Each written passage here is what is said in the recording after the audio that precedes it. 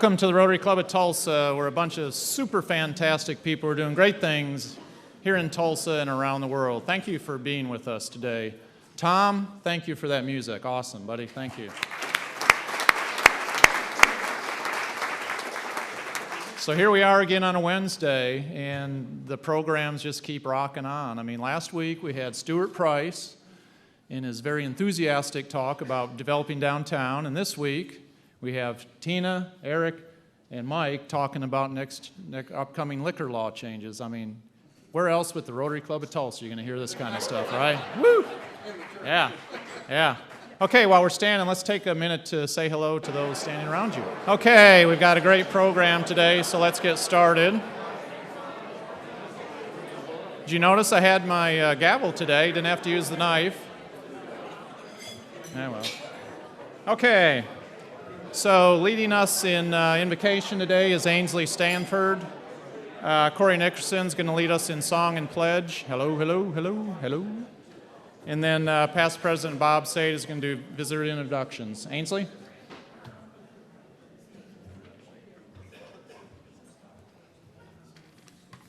Let's bow our heads. God of the universe, since we are not conscious enough to fathom your ebb and flow, help us then to bring our best efforts to what we can know. To love our friends and family, to treat our employees and fellow workers fairly, to seek justice, to help those in need, to be the best that we can be, and to live by the four-way test. Of all the things we think, say, or do, is it the truth? Is it fair to all concerned? Will it build goodwill and better friendships? Will it be beneficial to all concerned? Amen.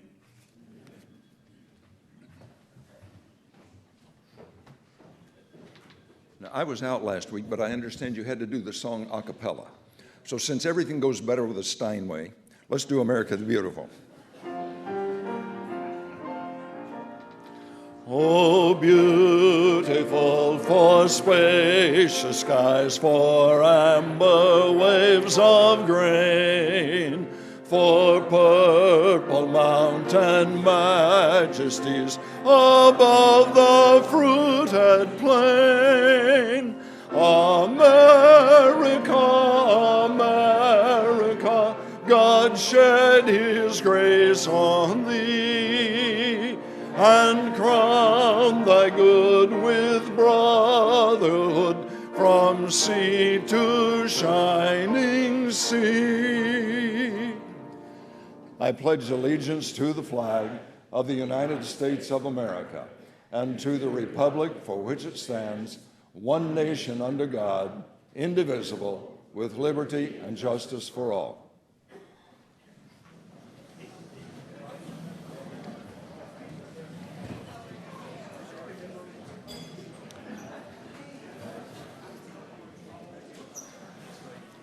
Welcome, everyone, to the Rotary Club of Tulsa. This is interesting times in our community.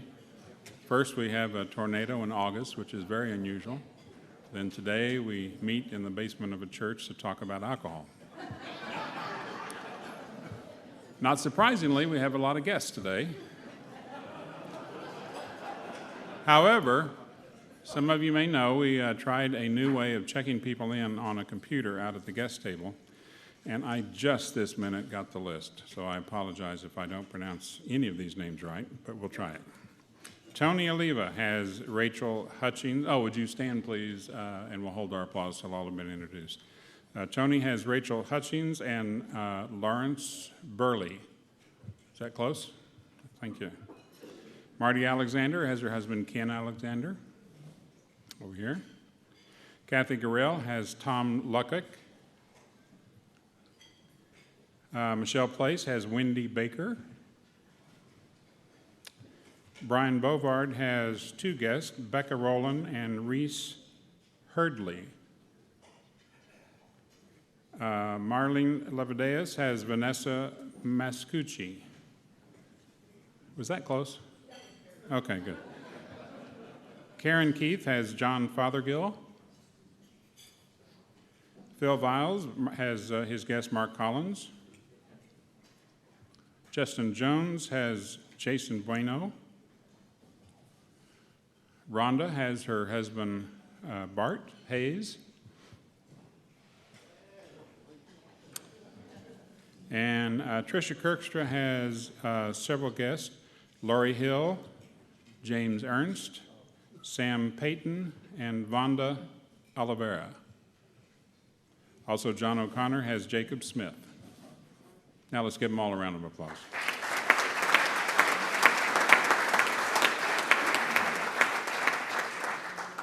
And we just have one visiting Rotarian that actually got through the computer, at least.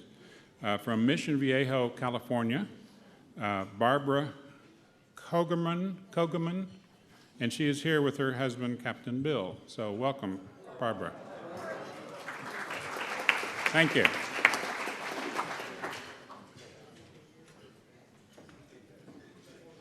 Thank you, Ainsley, Corey, and Bob. We appreciate your help. And welcome visitors.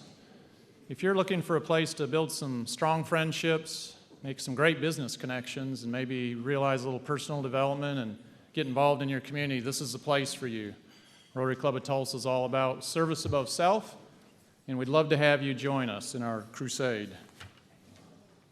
Now, please join me in recognizing and thanking this week's Rotary sponsors: Vaughn Graham, David Morgan, Tom Peralt, and Scott Selman with Rich and Cartmill. Thanks, guys.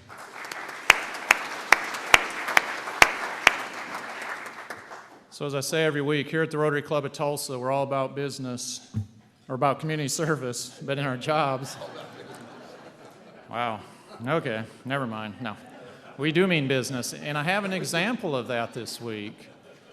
So we had the little tornado Saturday night, and I haven't heard if anyone here was impacted. I hope no one was impacted too badly, too poorly.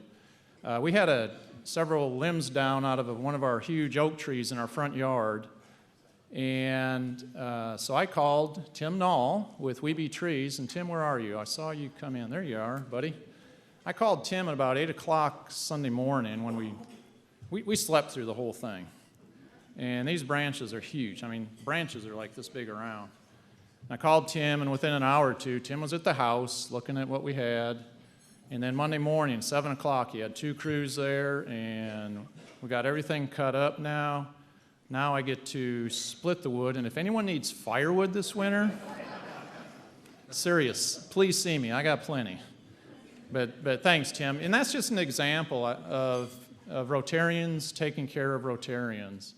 And so I do encourage you to do business with your fellow Rotarians. Okay, in addition to today's sponsors, so please join me in thanking our volunteers whose committed service makes our meetings run smoothly week after week. Thank you, volunteers.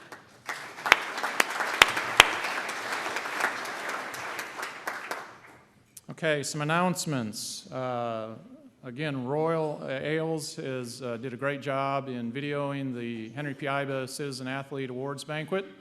We've already had one showing this week, and there's 2 more coming up, August 15th and August 29th. And so I'd really encourage you to take some time and watch that. 15th is at 8 p.m., 29th is at 9 p.m. I may be getting a little late for some of you, I understand, but Channel 86 on Cox and Channel 35 on AT&T and Direct. Red Badges and new members, we're having a Yearling University meeting on August 22nd at the 810 building here downtown from 5:30 to 7. So hopefully everyone can make it to that, and if you plan to attend, please contact the office and let them know you're going to be coming. So Saturday night before the storms set in, several of us had the opportunity to meet our inbound Rotary Exchange student at the Tulsa airport at 9:30. So we got home just before everything started blowing. And we had a chance to meet Carlo Iafisco, and Carlo's from Italy. And we'll let him get settled. Hopefully we got a picture of that somewhere. We're going to let him get settled in, and then we'll get him in front of the club. and say a few words. Neat guy, real outgoing. And we also got to meet our outbound student, Garrett Taverner, whose dad is actually a Rotarian with the Sunrise Club, and he's leaving for Japan August 22nd. So that was special. It was nice to be there and say hello. So an update on Richard Gibbs, Russell's father. Richard is doing better. The hope is that he's going to go back to his home by the end of this week. But if you would, please keep him in your thoughts and prayers. What happened? I'm being asked. Russell, I can't remember what happened. Part of his stomach removed. Oh, yeah. Yeah, he had some surgery. So, yeah, keep him in your thoughts and prayers, please.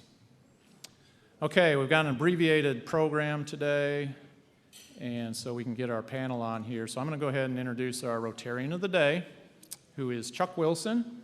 Chuck is a mortgage banking officer for Associated Mortgage Corporation. He joined our club in May of 1988 and was our club president from 96 to 97. He's a member of the Allen Edwards Society. He's a Club Foundation Fellow, a Paul Harris Fellow, a Medical Supply Network Ambassador, and a Rotary Foundation benefactor. Now, it's somewhat appropriate that we're talking about liquor in a Methodist church here. Chuck's father was a Methodist minister, actually. And so Chuck grew up moving around Texas and Oklahoma, but ended up here for high school and actually attended high school at Tulsa Central, or PSO High as some of us know it. And then when the opportunity arose, Chuck moved back to Tulsa in 1978 with Xerox. So please join me in welcoming to the podium past President Chuck Wilson.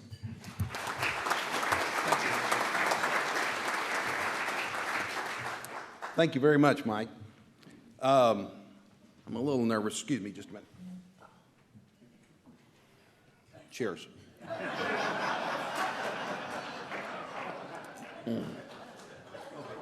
Okay, now I'm better. Thank you. Thank you very much. By the way, I want to show you the label. The label on that fine wine. I do exactly what the Methodist Church does, when they switch the grape juice for the... Okay. Enough of that. That was for our Sergeant at Arms. By the way, if I didn't know better, I thought when our past president had married the Sergeant at Arms, when I looked at the two of you, there's a lot of similarity between the two of you. So happy to have you here today, and we have some big changes coming down the road. So first of all, I put a sheet on your table. It's in purple, and it talks about the changes that are upcoming to our laws. The first one is that it will be effective October 1st of next year, 2018.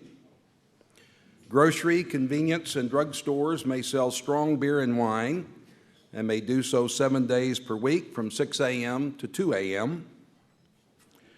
Liquor stores may sell cold, strong beer, wine, and spirits and stay open until midnight, even on Sundays if approved on a county basis. And wine can be shipped from out of state. So those are just the basics, and then we'll allow our panel to elaborate on this. Now may I introduce our distinguished guests. Mike Thornbrew is a lifelong resident of Tulsa and a product of Tulsa Public Schools, a graduate of East Central in 1977, and is a 1982 graduate of the University of Tulsa. He has served as the manager of public and government affairs at Quick Trip for almost 20 years. Prior to Quick Trip, Mike served in the Oklahoma House of Representatives from 1992 to 2000. He currently serves on numerous boards and trade associations, including the Better Business Bureau, Child Abuse Prevention, Oklahoma Grocer Committee, Missouri Retail Association, and Kansas Petroleum Council. He is married to Dr. Rayanne Lambert, and they have 2 children, Adam and Emily. He coaches kids soccer. he fishes, and he is a groupie for his son's rock band. Will you please welcome Mike Thornbrook?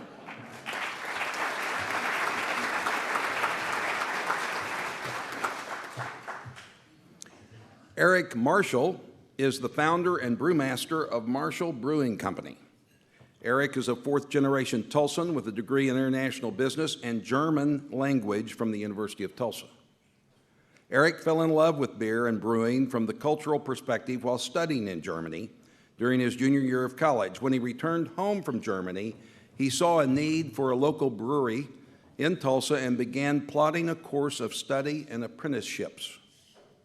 After finishing at TU, Eric returned to Germany and studied brewing at the World Brewing Academy, I wish I'd known about that, in Munich, where he was awarded the prestigious International Diploma in Brewing Technology and apprenticed at 6 different breweries in Germany.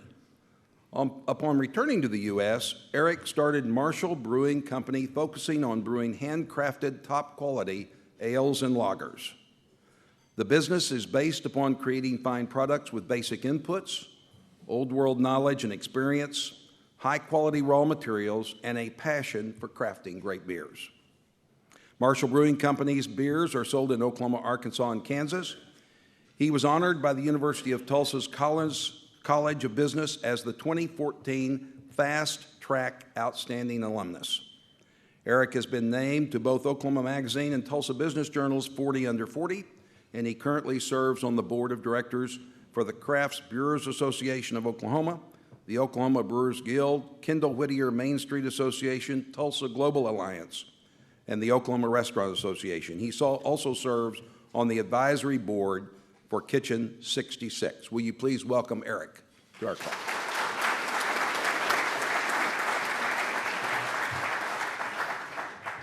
Last but not least, of course, Tina Parkhill is the owner of Parkhill's Liquors and Wine South.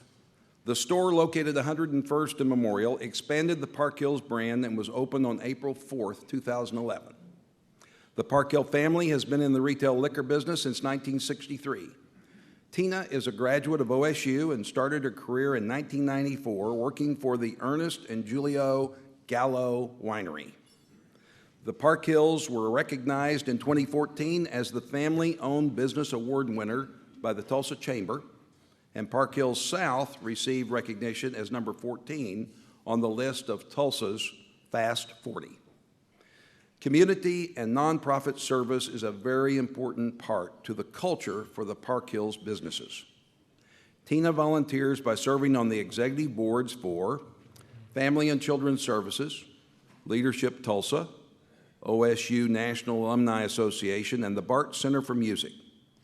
She also serves on, too many to note, but I'll tell you a few, organizations such as Red Cross, Crosstown Learning Center, Child Abuse Network, New Hope, Oklahoma, Emergency Infant Services, Susan G. Komen, Operation Aware, and Salvation Army. Tina was selected by the Journal Record as a 2016 Woman of Distinction and Tulsa Lifestyle's 2017 Women of Tulsa. She resides in Tulsa with her husband Lance and 2 children, Dylan and Julia. Will you please welcome Tina to our call?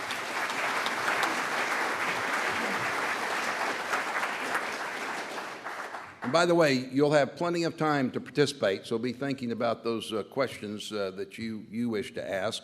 But I'd like to first start with Mike and just get an opening statement from each one of them about what this law means, what it doesn't mean, and what they're looking forward to as far as their businesses are concerned.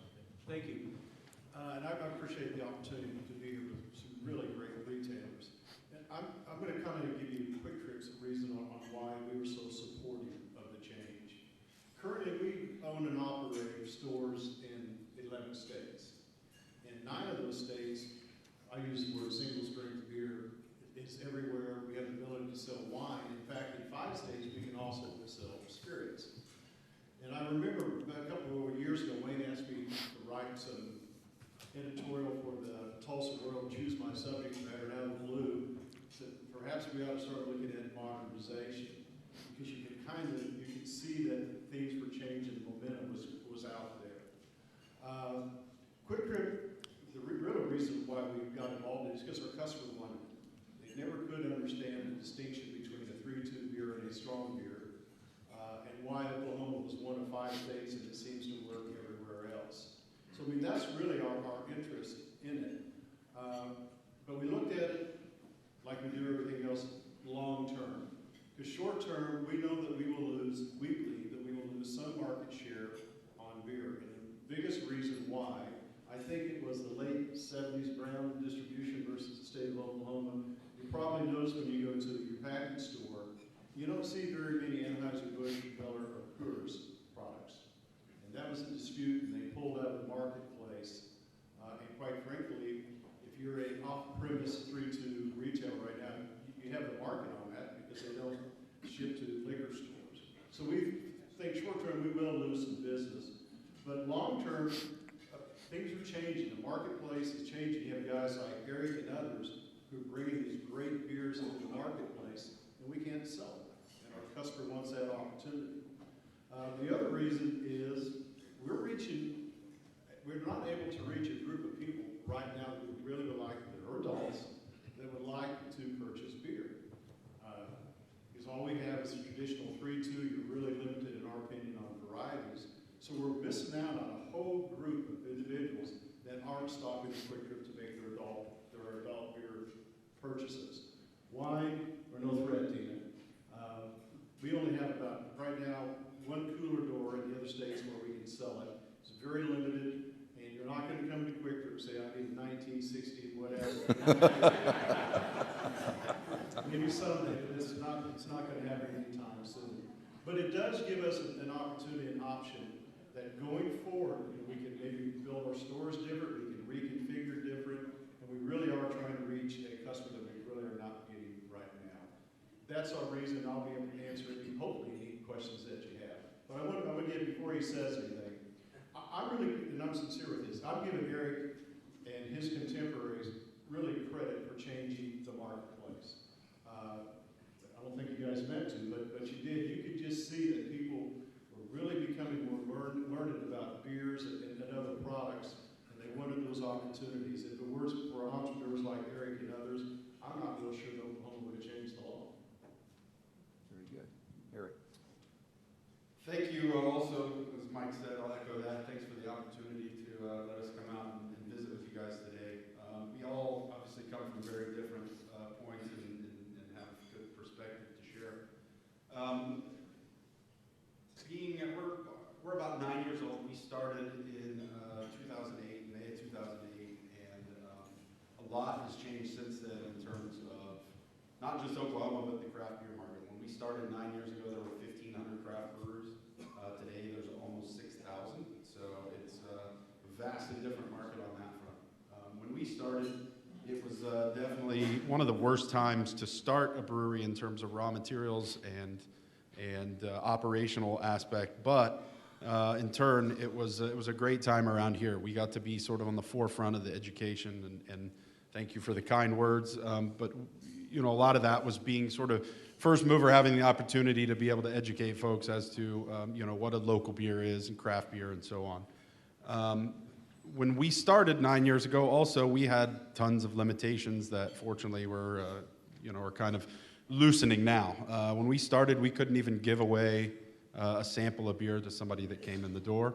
The way or the lack of the law, it basically was illegal for us to actually sample our own product before it went out the front door. Obviously, they, the Able Commission looked at that a little bit differently and were lenient there. But that was kind of the first step for us. It was a 3-year fight to be able to get some language through that allowed us to offer guests to our brewery the opportunity to sample our products so that we could further educate on what we're doing, what craft beer is all about. So one of the main reasons for us getting involved in this talk was we wanted expanded rights to what we could do in our own walls. So we could offer samples up to 12 ounces per person per day, because 16 ounces was way too much, because that's what failed the first couple of years in the process, but 12 ounces was fine. But we still couldn't actually sell our beer, and then we've kind of found a loophole, I guess, that allowed us to sell beer on site as long as we made 3-2 beer. So we were having to make special beer just to sell in our own tap room if we wanted that customer experience. So that was a huge piece for us in getting involved in this, was to be able to have tap room, to be able to offer to guests that come in to be able to buy a pint of beer and really enjoy that experience and help create the culture. Now, as part of that obviously started the overhaul of everything. And a lot of what we're going through, we're having to take a leap of faith because it's completely changing the distribution system here in the state. And there's a lot of uncertainty. There's still a lot of unknown. What was passed last November was essentially the parameters of everything, but the devil's in the details as to what it's going to look like next October. And this next upcoming legislative session is going to be very critical as to how everything looks.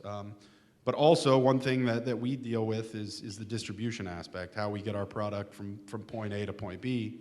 And that landscape is going to vastly change. And, it's very possible. We're sitting here now. We have to sell to every Class B or strong beer wholesaler in the state, which I don't know the number of, but it's double digits.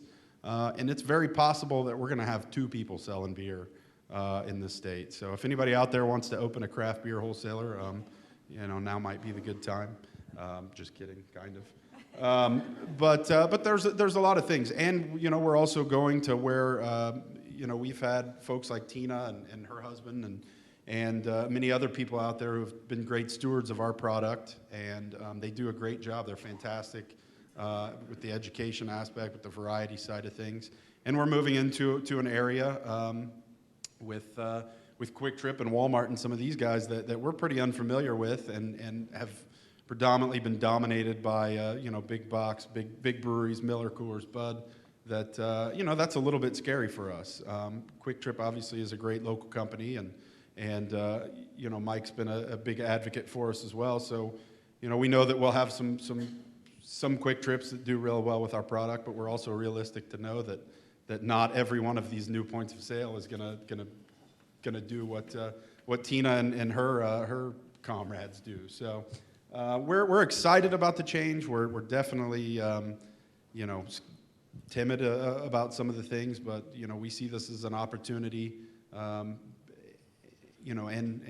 new challenge. So we're excited to see what it brings. But for us, it helps to expand to allow us to do what we can do out our own front door, which is nice as well. So Thanks, Eric.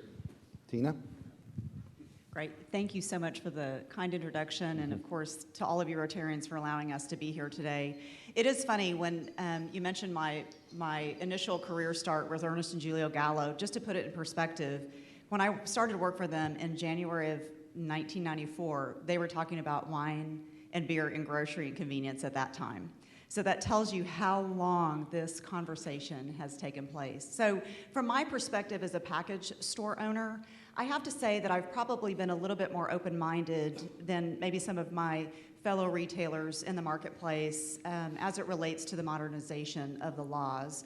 I feel like that, I say that with just a little bit of mixed emotions, because clearly on one side of it, there's an opportunity now for me to provide a more comprehensive full-service shopping experience for our customer with the integration of refrigeration, as well as the ability to sell accessories and things that are relevant for their purchases when they're in our store. But then, of course, with the introduction of so many other licenses that are going to be distributed in the state that will essentially be competition to some extent, but for us as a family business, and what's made us successful over the last 50 years is just us focusing on 3 main components. One is the service that we provide to our customers, that individual service with experienced staff, the selection that we have. We've always had a very broad selection of products and try to be very accommodating to customers when they're looking for specific items. And of course, we've always tried to provide a value proposition that makes it affordable to shop in our store. So those things essentially are not going to change. As far as the integration of the laws, clearly there's a couple of things that are in consideration for us. And one of the main questions I get from friends and acquaintances is, what are you doing to prepare? And, I have one location. My husband has one location. When the laws change, we can have two. I'm not certain what we're going to do about that. But at this point in time, we're really focusing on three main areas. First of all is our operations and logistics. For us, we have a pretty confined footprint. We don't have the ability to expand where I am out south. Most of you have seen the new facility that my husband's building at 51st and Lewis, and that's about a 21,000 square foot facility. He's had the foresight to be able to plan accordingly, knowing that the changes are coming. So he's going to be in a good position as far as kind of logistics and footprint. For us, we laugh at the store. We say now a tape measure is affectionately a part of our work uniform every day, because we're literally each day mapping out every square inch of our store. When the refrigeration units come in, it's going to displace product, it's going to change the complete layout of my store. And then, of course, our managers are even at present evaluating all of our inventory, looking at what's selling, what's not selling. We're trying to be very judicious about how we leverage our space so that we still have a good shopping experience for our customers, and we have the products that they need and want when they come in the store. Secondly, from a marketing and advertising and customer relationship standpoint, when we opened the store out south 6.5 years ago, we started a Club Park Hill, is what we call it. It's basically a medium for us to communicate with our clients and also to provide an opportunity for them to be educated on specific wines, beers, or spirits. And so we have a tasting room in our store, which has really been a competitive advantage for us, because we have an on-site tasting room that is de-licensed and per all the ABLE codes, so everyone know that going into it. But we have the ability to taste on-site and educate our customers, and they absolutely love the opportunity to learn as much as they can. So we're going to continue to do those types of things so that we maintain that brand loyalty, because even though there's going to be competitive influences with wine and beer, people still have to have a spirits store. And so we want them to be top of mind when they come to us. So we're going to continue to try to be as competitive as we can with the pricing, and continue to offer the services and the selection that we have at present to be able to do that. The other thing that we're doing, as anybody would do as a prudent business person, we're looking at everything on our operating expenses, everything down to the sacks that are being used to package your goods as you leave the store. We're trying to really make sure that we're being very, very diligent in researching affordable options for the things that we do as it relates to the operations of the store, so that we can make sure that, like I said, from my perspective, I keep saying value proposition, but we want to continue to provide a value to our customers. So we are looking at where we can make those adjustments and changes so that we can continue to provide affordable pricing. The reality for us is there's probably going to be an interruption in our business ever so slightly. What that percentage is, some people say 10, some people say 15%. I don't know what I don't know at the moment. The rules and regulations are still being written. And, from my perspective, I'm just looking very positively forward in what we're going to be doing over the coming months and year to get prepared, and then continue to be on top of, things as they arise as we see the changes take place. So my staff is really excited. I know a lot of my friends and people that shop at my store that are loyal customers are very excited about the ability to buy certain things at our store now. They don't have to go multiple places. So I think it's going to be a win-win. They've done it in other states and it's been successful. We're actually going to reach out to some adjacent stores in other states and go and visit with them and talk with them about what the pluses and minuses have been, and maybe try to, in advance, get as many lessons learned as possible. But I think that, we've got a really good start to figuring out what's going to make us continue to be successful. And, we're very, very appreciative of the loyalty of our customer base and people that have shopped with us for so many years. The other thing I just want to mention, it is very important to me, community service and charitable giving, and so we do a lot of that in the community. I will continue to do that as much as I can, but it's a cornerstone of our business and to serve our community, and I want to continue to make sure that I do everything as a business owner so that I can continue to help as many organizations in this community as I can. So that's another thing that factors into us being very conscientious about all of our processes and our finances. So I look forward to your questions, and certainly do again appreciate being able to be here. Thank you. Great. Thank you, and thank you. I don't know if any of the three of you are Rotarians, but you have Rotarian hearts, just looking at the work that you and your companies do. So we feel right at home with you here today. Thank you. Okay, questions? Wow. Yes, sir. Hey, Eric, can you talk a little bit about the program you started with the University of Tulsa? The program about the University of Tulsa. Okay, Eric. Yeah, so he's referring to, we were approached, I guess it was a couple years ago, by one of the professors in the chemistry department to start basically an intern program that they were looking at different opportunities for programs to get funded through OCAS, the Oklahoma Center for Advancement in Science and Technology. And being a TU alum, we love any opportunity that we have to participate with the talented students and faculty over there. And more and more we got into it. We really saw it as a great opportunity as the industry continues to grow as an avenue for the university, for that specific department to really focus on an emerging market for some of their students. So essentially what we did was we created a program through the biochemistry department that essentially helped us to start a sort of quality control lab, but continue to have several students sort of cycle in. So we had it approved for 2 years, and we just got word the other day that it's funded for 2 more years. So it's a matching grant, so we put up part of it, and OCAS funds the other part of it. And so it's been a great opportunity for us to develop a more robust quality control and quality assurance program, but also an opportunity for these students to learn and to continue to grow, and a good partnership with the University of Tulsa. So. Thank you. Counselor. What about big box stores? People have gone to Colorado, to Texas to buy. Big buck stores, going out of state to buy. Has anyone done that? Oh, there's one. Yeah, their rules, because they were considered a 3-2 off-premise license holder. Their rules are going to be the same as a Quick Trip or a Reese's, et cetera, where they will have the ability to have strong beer, which is capped, by the way, currently at $8.99, and the ability to sell wine, which is capped at $14.99. But the rules, nothing really changes beyond that. It's business as usual. So spirits, we still go there. Spirits are still restricted only to the exclusive package store. What does happen with pricing, Tina? Are you able to set your prices wherever you wish? Yes, we are able to set our prices as we wish, and clearly it's all going to be contingent upon the pricing that's offered to us from the wholesaler. And of course, with the streamlining of the wholesale operations, we no longer have that competitive landscape. So there may be certain products that we can only buy from one wholesaler.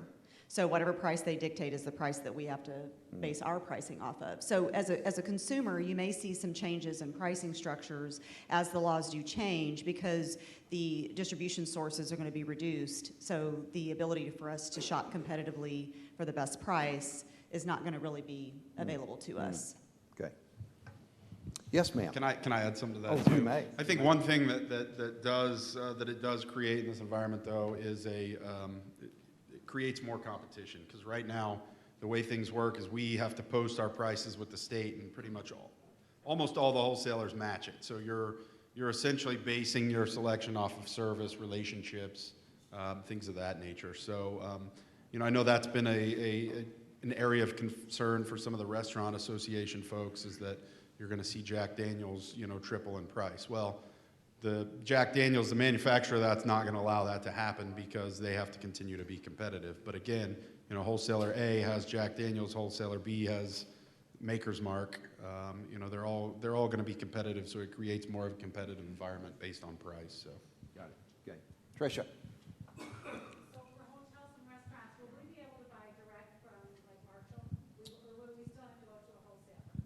it depends on what happens on the wholesale side of things. So, that's one of the areas of concern kind of that I mentioned. For the small brewer ends up being access to market, and if there's two beer wholesalers, there's two wholesalers dealing with beer out there, that becomes a pretty crowded market. So I think within the parameters, again, let's see how the details work out this session, but there will be the opportunity if we can't find somebody to do it better for self-distribution rights for small brewers. That's not to say that we're going to do that or that we won't do that, but there could be an opportunity. But it depends. If we select to work with one particular wholesaler, you would still have to buy through that wholesaler. Okay? Yes, Carrie Gay. Why the delay till October next year, and what complications do you see to this legislation and the next legislative session? There are several reasons for the delay. One is kind of what Tina was talking about. We knew that a lot of businesses, if they weren't already doing certain things, it was going to take them time to either add to their building, do the evaluation, and things of that nature. So we knew that was the right thing to do, is delay it a little bit. The other reason is we weren't quite sure. First of all, some of them wanted 2022. We walked away from the table, so that's not going to happen. But the other reason is there's still some things yet to be done. When you go through the entire statutes and repeal them and come back with a new statute, you're invariably going to have mistakes in it. We found one right off the bat where they had archive hours in operations listed as those who provide adult dancing, which the rules are a little bit different than ours. So we had to do some cleanup language on that. But that really was the two reasons. Is one is when you go through and change 100 years of law, it's going to take time to get it right. And two, to make sure other businesses will have the opportunity to do what they need to do to their business to get ready for it. Tim. Okay, so now with the new law, I can visit Sonoma or Napa and buy a case of wine there and legally have it shipped back to Oklahoma. Is that your understanding? Can you buy wine out of state and have it shipped to your home? You can, up to 6 cases, and they have to have communication with ABLE in an effort to do that, but you can absolutely do that. Okay. So Eric, then for craft brewers, can we do the same thing? Can out-of-state people come in and buy a case of your beer and have it shipped to their? Can out-of-state buy his beer and then have it shipped to their state? I do not know the answer to that. They can come buy from me right now. So, and then if they want to figure out how to ship it as barbecue sauce or whatever, I'm not giving you any ideas that that's how you ship beer, but or olive oil, yeah. Or when we shipped for competition stuff, which we used to do, it was yeast samples for analysis. So there's all kinds of fun tricks, but we will not be able to ship somebody a case directly. Over this side of the room. Yes, Brian. Is there any tax benefit to the state from these changes in the law that could maybe help fund education? Are there tax benefits in this law to help fund education? So there definitely is. So the breweries pay an excise tax, or the wholesalers pay an excise tax to the state, which for right now for 3.2 beer is $11.25, and for strong beer it's $12.50. So 88% of the beer sold in Oklahoma is 3.2. From my understanding, that's all moving from $11.25 to $12.50. So there's definitely a gain there. It just depends on how your legislature wants to direct those funds. So it's not directed that way, is what you're saying. It just more money, but not necessarily for the education. Oh. Yeah, and in addition to what Eric just said, is you will most likely in the near future see another change in the taxation on beer, where the tax most likely will be moved upstream, meaning it's collected at the manufacturer's level. And that's a tremendous amount of money because a lot of places don't collect that tax. It's kind of like what we did on motor fuel and tobacco years ago. I mean, it's been talked about for the last 2 or 3 years, and I think it's very likely it could happen. Rob. Do you anticipate 3.2 beer going by the way of the dodo, or will you still sell it? Yeah, Is 3.2 beer going out? Yeah, so essentially what happens is we take our dual system of strong beer and low point beer, and it just becomes beer. So imagine that, right? So for the longest time, 3-2 beer was considered a non-intoxicating beverage. So, which the logic behind that is pretty interesting. But yeah, so it goes away. So I mean, then it becomes do the certain manufacturers decide that they want to continue to make 3-2 beer? The answer to that is most likely no.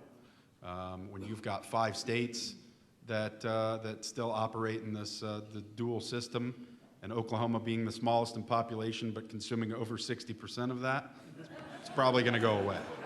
So, but you will still see some lower ABV, and that's another common misconception. Not to use the podium here, but when somebody goes and buys a 6-point Budweiser in Missouri or whatever, 3.2, it's 3.2 alcohol by weight, which is 4% ABV. When you go buy a Budweiser in Missouri, it's probably 4.5%. So you're talking about the difference of 0.5% of alcohol. So most likely you're not going to see that, because you've got to think that they're operating for 5 states. They're operating, different packaging material, different promotional material, and so on. And so again, sort of streamlining and figuring out what works, and most likely goes away. Colorado and Kansas are going away, and Utah and Minnesota, I'm sure, will follow pretty quickly. Roger. You bet. Quick question for Tina on what was the original rationale for not allowing you to have refrigeration? I'm not totally sure I understand what the original goal of that is. And then a question for Mike on what products out of interest will you displace? You're not going to get rid of my Red Bull. Well, in terms of the refrigeration component, that is something that was just essentially voted on by the state. They just, for whatever reason, laws were introduced to create an opportunity to have a more convenient packaging that was already chilled. And I don't know, and Mike may be able to elaborate on it as well, but really it took the vote of the people to make any of these changes anyway. So it wasn't really that we didn't want it, it's just that the laws didn't allow it.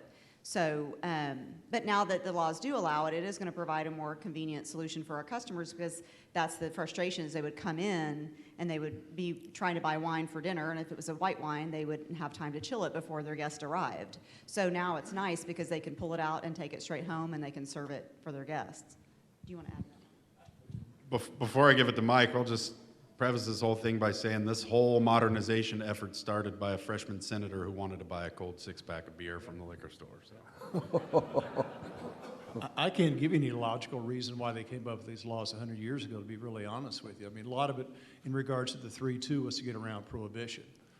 I mean, that's actually 3.2 is considered a food product, so therefore, before it's even non-intoxicating. I mean, we're still looking at options. I mean, obviously, we want his product in our stores bad.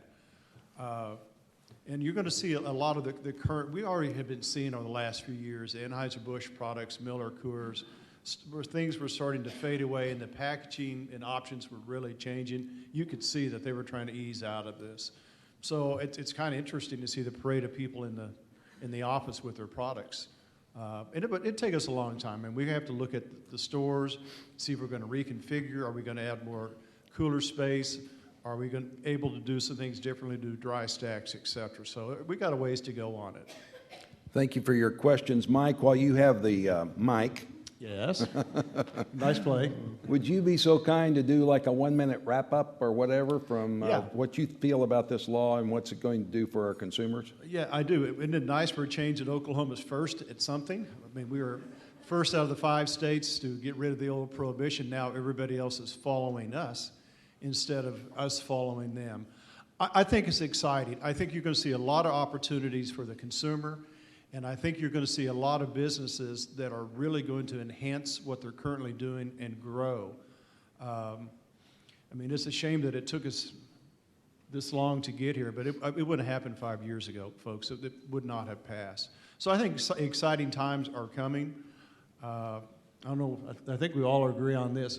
Booze builds a lot of things, tax base, businesses, and I think things are really going to be exciting, especially for Tulsa. We got great entrepreneurs like Eric and his contemporaries.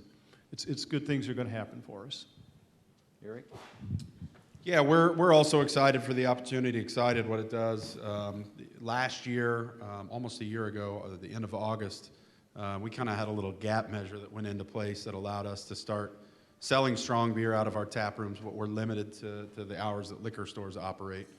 So that'll expand once the other laws go into effect, but we've seen a significant increase in revenue through that. So you can actually come down to the brewery. We're open Thursday, Friday, and Saturday, just like a regular bar. You can have a beer. You can take beer to go with you, so you can bring your growlers, which are little half-gallon jugs, and refill them, and take fresh beer from the source home with you. But also meet the brewers who make your product, and you know, that's an experience that helps to continue to build the craft culture, and we think really adds value to the culture here in Tulsa. And so we're excited about that. You know, there's definitely concerns, access to market issues, what everything's going to look like in terms of the distribution side of things. But fortunately, we've been able to have a seat at the table a lot, thanks to Mike for you know, advocating and believing in what we're doing as this thing is changing. But also just you know, responsibly advocating for small brewers, for new business, and you know, understanding what we need to have in place to help protect our access to market and things of that nature. So I was excited to hear Tina say they're excited about it as well. I think you'll see a lot of the great liquor stores who really do care about their experience. They're gonna thrive in this system as well too, and it's exciting to see the opportunity there. So, Thank you. Well, being a part of a brand that's 54 years old in this community, I have an obligation to do everything that I can to make it successful. And, you know, Fred started the business in 1963 and quite frankly, experienced a lot of changes then. He couldn't have live plants in his store. People couldn't use a restroom. He couldn't have artwork or mirrors. I mean, it was crazy, the things that he would suggest that he could not do. And so I feel like that the modernization is an opportunity, and I think it's an opportunity for us to take our business to that next level. And I would be misleading if I didn't say that there are going to be some liquor stores that go out of business. It's just going to happen. But you can either embrace the change and move forward, or you can you know, oppose the change. And we have always been of the opinion that we need to embrace it, be proactive with it, and make sure that we're doing the right things to protect the brand that his father, frankly, so, you know, worked so hard to build. And so we have a commitment to our staff. We employ not as many people as Quick Trip, but we employ a lot of people that I care a lot about and that I want to see to continue to have passion and love for their job. And I want to make sure that we can continue to provide a good service to our customers that have been very, very loyal to us. I was sharing with someone earlier, you know, Park Hills was at the Midtown store. They were basically on a dead-end street for 22 months. And there's not too many businesses in this world that would survive being on a dead-end street for 22 months, but Park Hills did. Now, part of it's probably because people wanted their booze, and I totally get that, and that's totally okay. But I will tell you, I had more people in this community say, I went through the neighborhood and took a left at the Blue House and went straight, and then I got there, and I figured it out. And so they supported our brand. And, you know, I joke, but I am so appreciative of the loyalty that our customers have to us, and we owe them the courtesy of being adaptive and responsive to the changes and making sure that we can continue to provide that value experience that they have in our stores. So thank you all so much, because I know a number of you in here patronize our businesses, and we thank you so much for that. Thanks to all three of you, and we appreciate your leadership in this community. Thank you.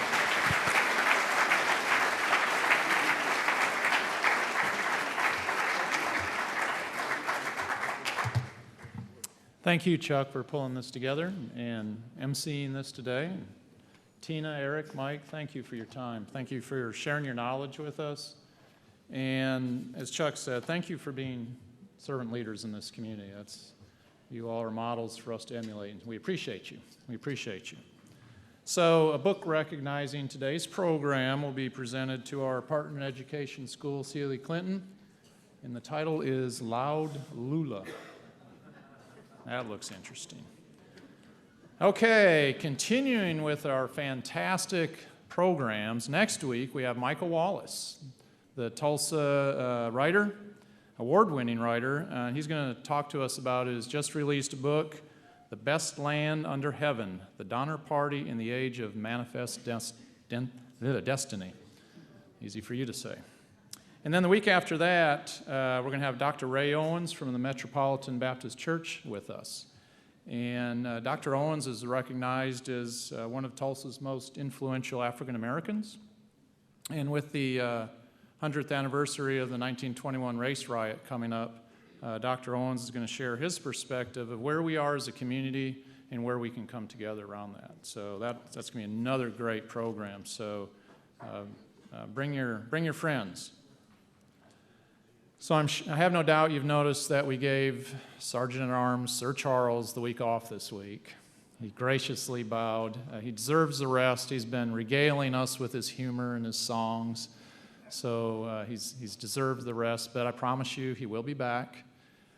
And I found out, I knew Charles was funny.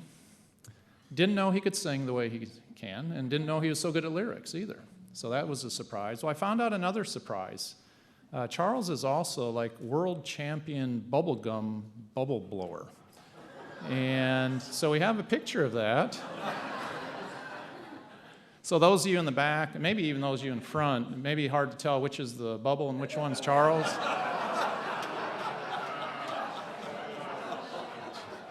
Charles is in the back, the one with the eyes. That's Charles. So Charles, we love you, dude. We can't wait for you to come back. Can't wait for you to come back. So thank you for attending our meeting today. And so now I encourage you to go out, tell your Rotary story, and don't forget to bring a friend to Rotary.